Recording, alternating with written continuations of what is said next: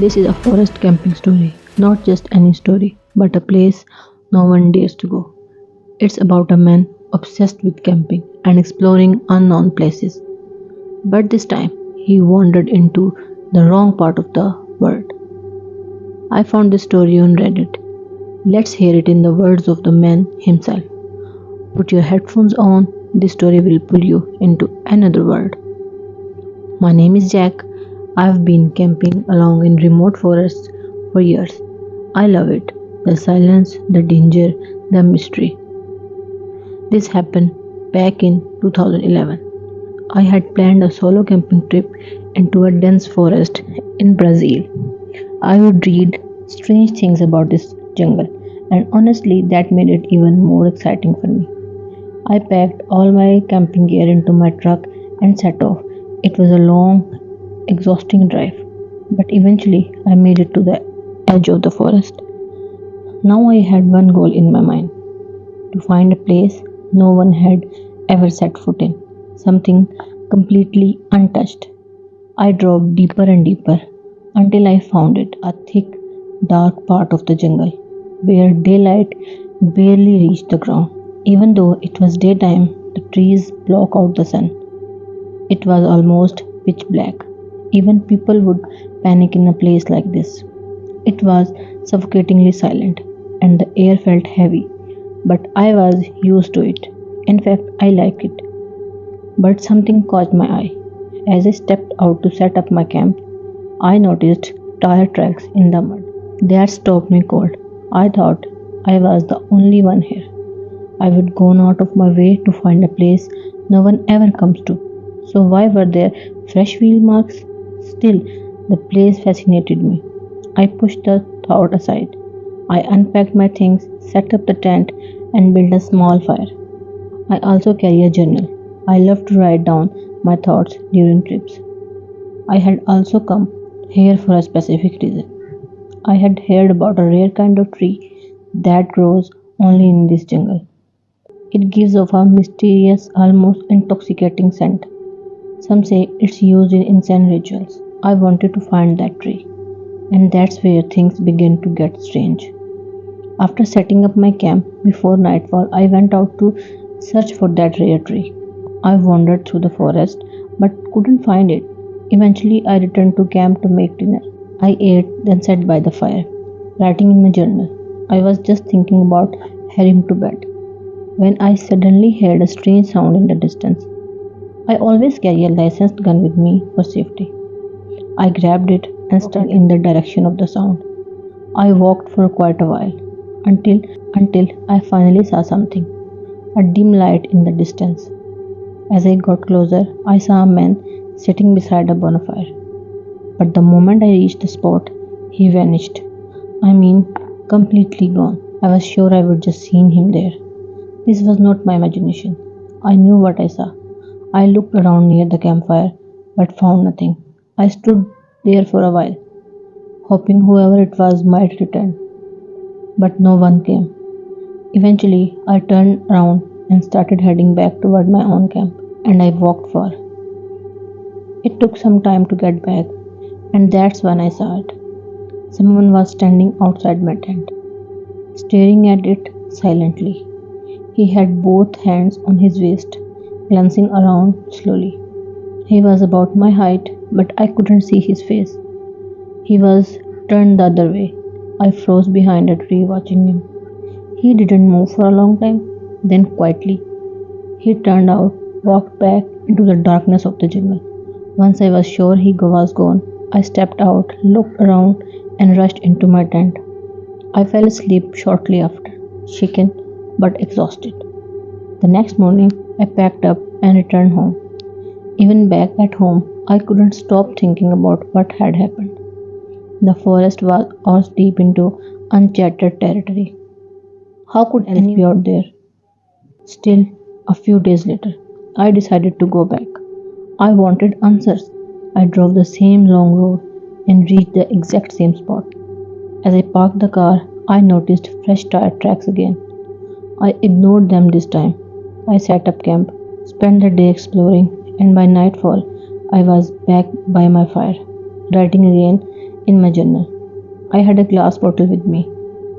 After drinking from it, I tossed it into the trees. It hit a rock and shattered. The sound echoed across the jungle.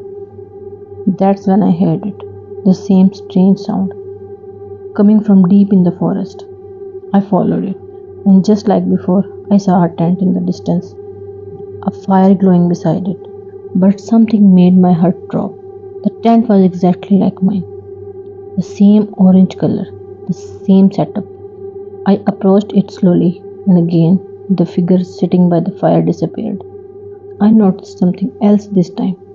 There were footprints around the tent, exactly like mine. Same size, same pattern, almost as if they were mine, only made earlier. I stepped into the tent. Everything inside was identical to my own setup. I ran back to my own camp. I put out the fire and looked back, and the other fire still burning. What was going on? I couldn't shake the feeling that someone was copying me, mimicking me. So I returned to the duplicate camp. I hid behind a tree and waited. Then I saw it, a man sitting by the fire. I got closer. He disappeared again. Inside the tent, there was a journal on the ground. It looked exactly like mine. I picked it up and opened it to a random page. The page number matched my real journal. Heart racing, I rushed back to my own tent and checked my journal. The same page was torn out, exactly as I had just opened in the other one. I ran back again to the other camp. The fire was now out, but inside a man was standing. He was holding a journal, doing the exact same thing I had just done, wearing the same clothes, same shoes, same movements. It was like looking at a copy of myself. That was it for me. I ran back to my tent, packed everything in a panic, and threw it all in the truck. Without looking back, I drove through the night, heading home. I have camped in many terrifying forests in my life, but nothing ever scared me like that.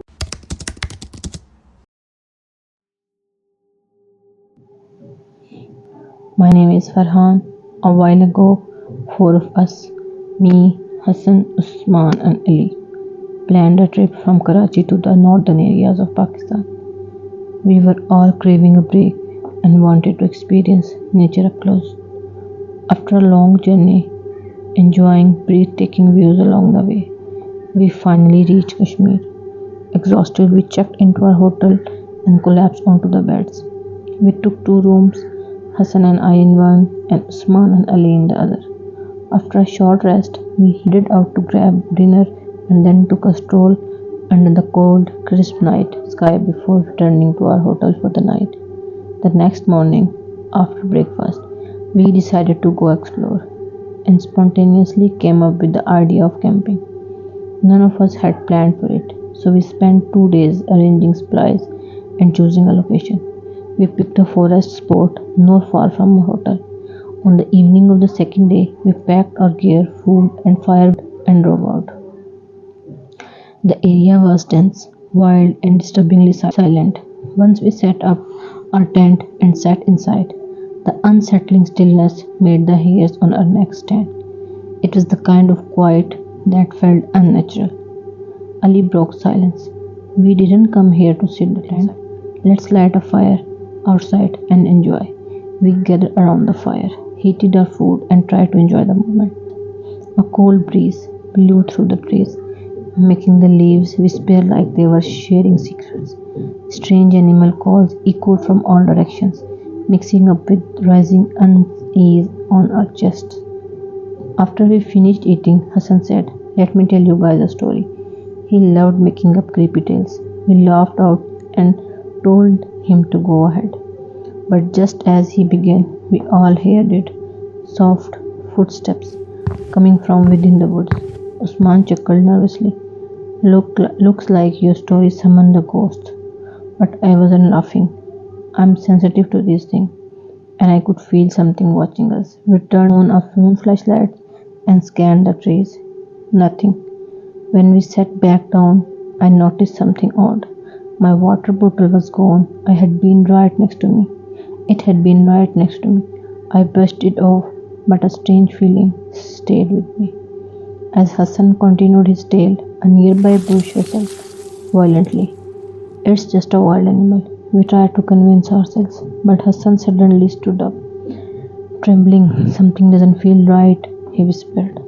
Usman, still skeptical, replied, you are just paranoid, but his smirk faded instantly when a low whisper floated through the air, indistinct, unintelligible, and coming closer. We froze. A shadow moved behind our tent. I swung my flashlight toward it, but there was nothing. Yet all four of us had seen it. The whisper grew louder, more intense, almost angry. I think we need to leave, I said under my breath. As I stepped forward, it felt like something beneath the ground grabbed my ankle. I screamed. Hassan pulled me free in panic. And then silence. A heavy, oppressive quiet blanketed the woods. Suddenly, a gust of freezing wind snuffed out our fire, plunging us into darkness. A faint red glow flickered in the distance, like eyes watching from behind the trees. We scrambled into our tent, zipped it shut, and huddled together. But we could hear them, footsteps around us, whisper all around. Ali whispered, we have to get out of here. Then came the sound that chilled us to the bone, a child's laughter, echoing from the bushes. I didn't belong, it wasn't human. Usman stood up. We need to check who's out there. No, I tried to stop him, but he ignored me. He walked toward the sound, and just as he reached the edge of the trees, a chilling wind swept, and he collapsed. We ran to him. His body trembled. His eyes, they were glowing red. A shadow emerged from him. We backed away, paralyzed in fear. The slowly approached us, eyes burning, voice whispering from every direction. You shouldn't have come here. This place is not yours. Another shadow appeared, larger, darker smoke rising behind it. Usman began laughing in a way that was not this. We tried to pull him back, but it was like he was made of ice, completely under its control. Branches swayed wildly, and voices chanted all around us. One of the shadows raised a hand, and the entire forest screamed in response. Ali began reciting prayers through the chaos, but the whispers tried to drown him out. A blinding light shot from our tent, and another figure stepped out from it. Bigger, its presence was overwhelming. Then came a final whisper, loud and clear. Now you belong to me. The forest fell silent. Usman collapsed, unconscious. We grabbed him and ran. Somehow reaching the road, a local found us, helped us get back to the hotel. Usman remained unconscious all night, and when he finally woke, he alterned between laughter and scream. Contacted a spiritual healer the driver had recommended. They told us we had encountered something in Tutorial. Wakeful. We stayed 2 more days until Usman regained some clarity. Then we returned to Karachi, but none of us ever spoke of going back. And to this day, I knew we left something behind in the forest, but I fear something might have followed us back.